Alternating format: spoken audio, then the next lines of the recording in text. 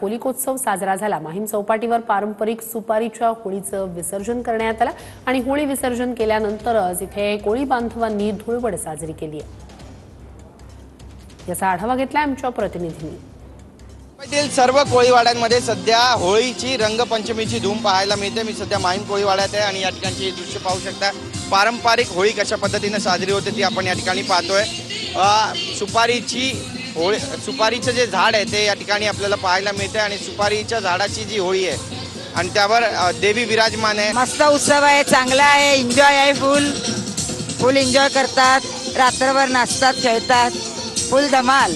आमचा होळी सण म्हणजे काय एकदम मस्त जबरदस्त, खूप मजा, एन्जॉय। आम्ही 1 वर्षाच्या अगोदर मजा एन्जॉय। आज होळीला हे करणार, आज हे करणार। सगळ्या मैत्रिणींना रंग लागलाय, तुम्हाला रंग कसा नाही लागला? आता लावलेला रंग लागणार।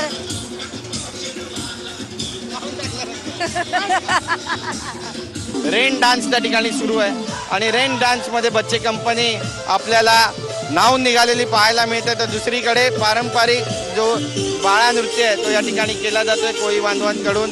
एकतेचं हे प्रतीक आहे। रोशन पवार, गिरीश गायकवाड, TV9 मराठी, मुंबई।